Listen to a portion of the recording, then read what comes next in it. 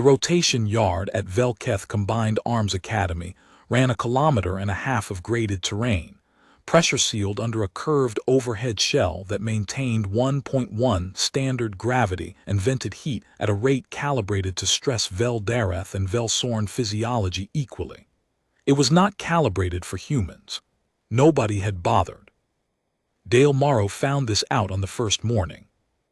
Drill Instructor Sothharan stood at the starting line when the 16 cadets assembled before dawn, or what passed for dawn inside a sealed station, which was the overhead panels shifting from black to a flat gray that told your body it was time to move.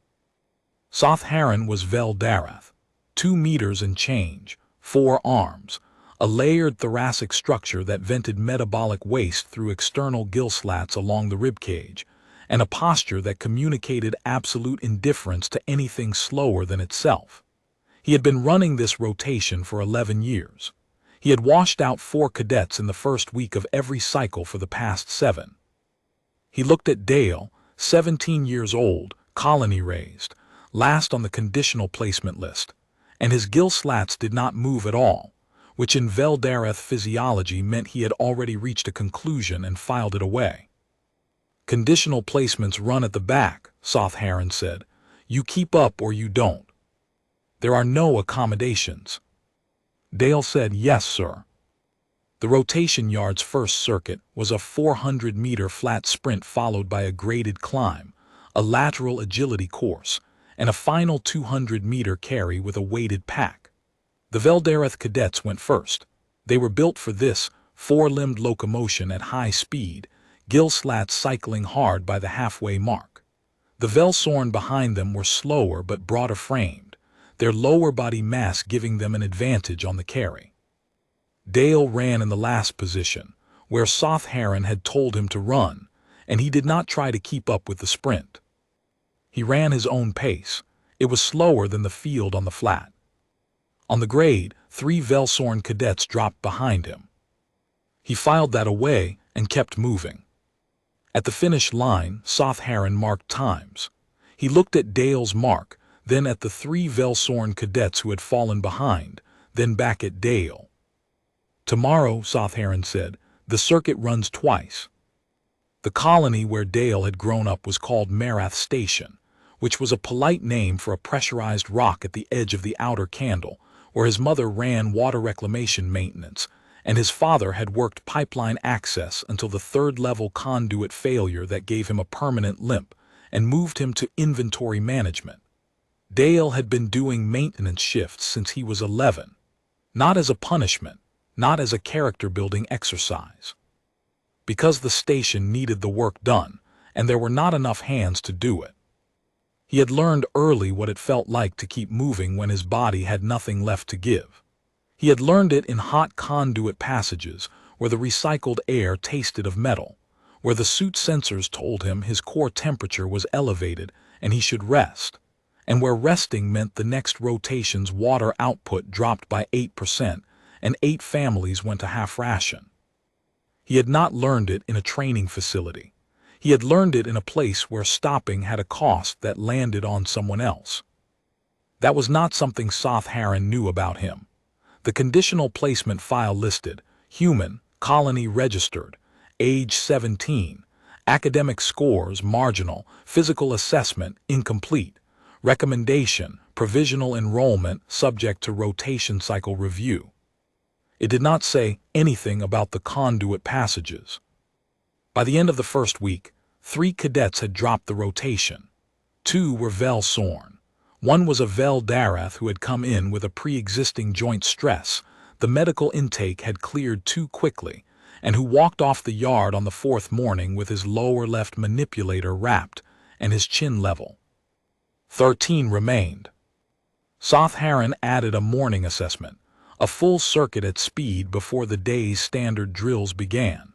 He watched the field from a position at the grade's midpoint where he could see both the flat approach and the lateral course without moving. His gill slats stayed mostly closed. He was looking for something specific in each cadet, the exact point at which they shifted from controlled effort to managed pain, and then from managed pain to the decision that the decision wasn't theirs to make anymore. With most cadets he could predict the point within 50 meters. The body language changed, the stride shortened, the arms drew in, the neck dropped. Dale Morrow's stride did not change on the grade.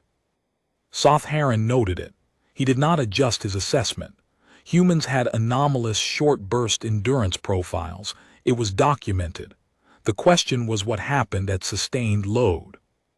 On the 8th morning, he doubled the carry weight. 2 more cadets finished the circuit at the carry station and did not pick up the weighted packs. They stood at the line, breathing hard, and waited. Soth Heron marked them. He did not speak. He watched the remaining 11 complete the carry. Dale picked up the pack, adjusted the straps the way he had learned to adjust equipment in the conduit passes, low on the hips, weight transferred rather than lifted, and walked the 200 meters. He was not first to finish. He was not last. Soth Heron watched him cross the line and did not look away immediately, which was unusual. His gill slats cycled once slow. The second week, Soth Heron introduced what the cadets called the reset circuit, a full rotation run immediately after the standard rotation, with no rest interval. It was designed to find the body's actual limit rather than its managed limit. On the first run of the reset circuit, 4 cadets did not begin the second lap. They sat at the start line and drank from their fluid reserves and looked at the ground. 7 continued. Soth Heron ran the second lap with them, not to pace them, not to assist, but to watch from alongside. He had done this every cycle. The cadets who were worth the conditional pass always showed themselves on the reset lap, not by speed, not by form, by the specific quality of their commitment to continuing when their body's every signal said the calculation was wrong. He had seen it in Veldareth cadets who had grown up in high-gravity stations. He had seen it once in a Velsorn cadet who had come from a medical family and apparently decided that being physically unremarkable was a problem she was going to correct in approximately 12 months of deliberate suffering.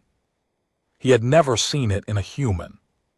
The reset circuit's second lap was 800 meters on the grade at an angle that forced the upper limbs to assist, which was why it was punishing for Velsorn and Veldareth both, and theoretically less punishing for a biped whose upper limbs were free. But the grade's surface was calibrated for multi-limbed locomotion at certain stride patterns, and humans did not use those stride patterns. Dale slipped on the grade's second switchback. Both feet went out and he came down on one knee and one hand. He was up before Soth Heron had completed the cognitive cycle of observing the fall, not scrambling, not catching himself in a panic. He planted, transferred, stood, and resumed his pace in what appeared to be a single fluid motion. Soth Heron's gill slats opened. He had seen cadets fall before. He had seen cadets recover from falls. What he had not seen was a cadet for whom the fall appeared to be merely one step in a sequence that happened to include a variation. No hesitation, no assessment of the fall's meaning, just the next thing. He ran alongside Dale for the next 200 meters and said nothing. He was watching the breathing. It was wrong, shallow, too fast, the pattern of a body running an oxygen deficit it could not fully clear. The human was running on a system in debt, and he was running exactly as fast as before. At the top of the grade, Soth Heron said, "You're in oxygen deficit." Dale said, "Yes, sir." "Your form degrades under deficit. Your stride is shortening." "Yes, sir." "You should slow to clear the deficit before the lateral section." A pause, 3 strides. "I'd rather not, sir."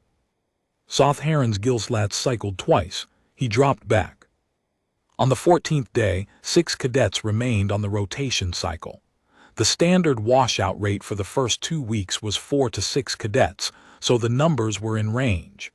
What was not in range was the breakdown. 3 Veldareth, 2 Velsorn, 1 human. 1 human had never been in Soth Heron's first rotation, 6 in 11 years.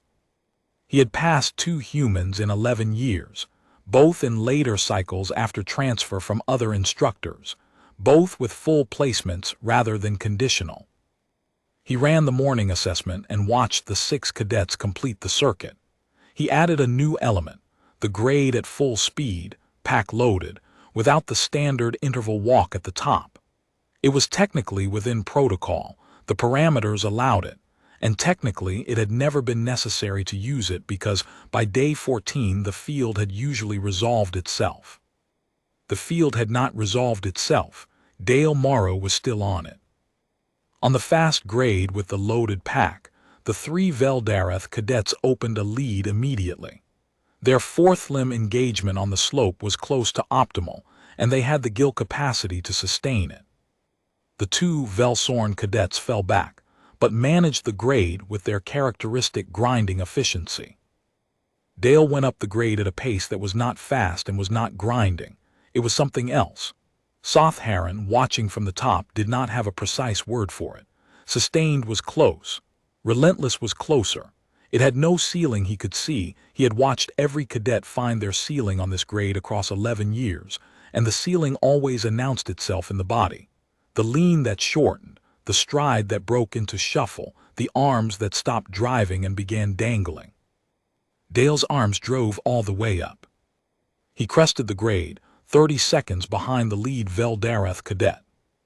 Sothharan stood at the top and looked at the human cadet, who had just run a loaded grade at full effort for the 14th consecutive day on no sleep adjustment, no conditioning extension, and no special protocols.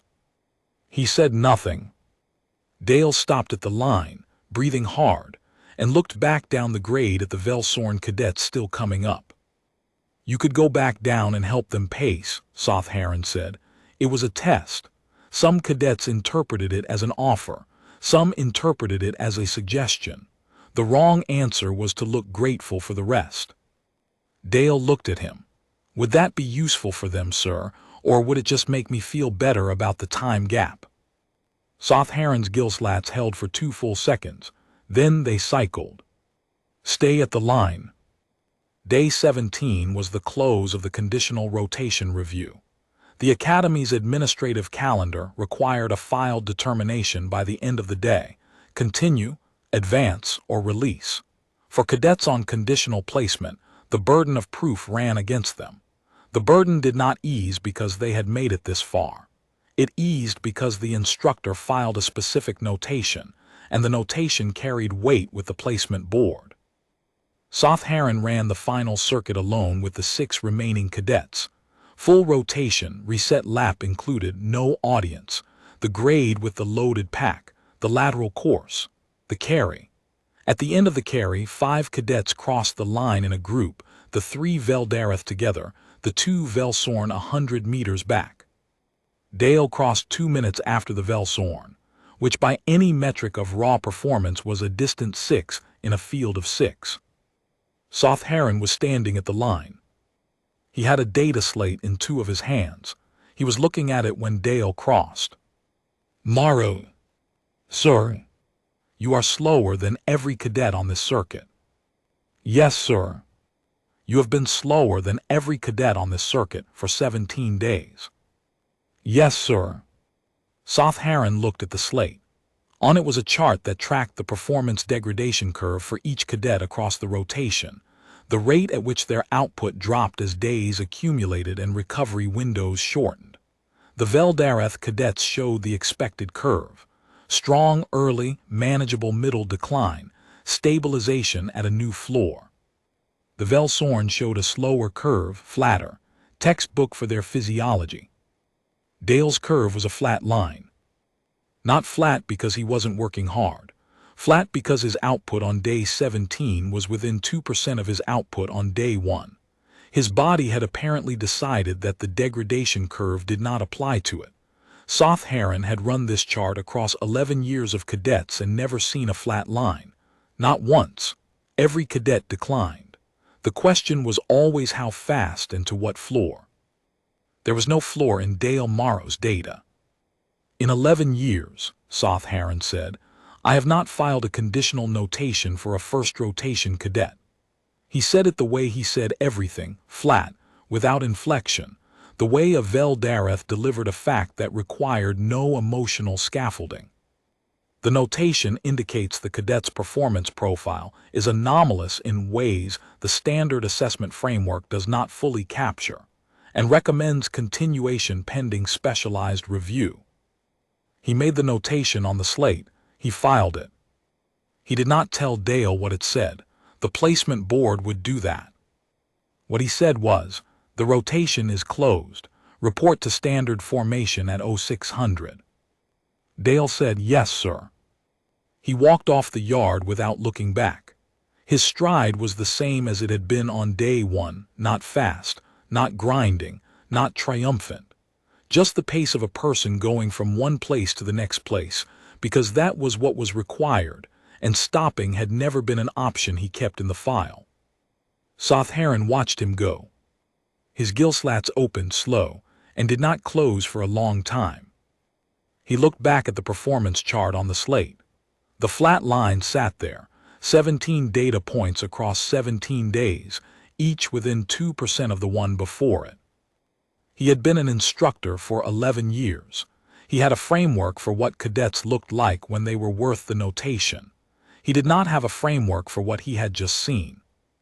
He closed the slate and walked off the yard in the other direction, and the overhead panels shifted from gray to white, which was what they did when the morning was over and the work of the day had been decided.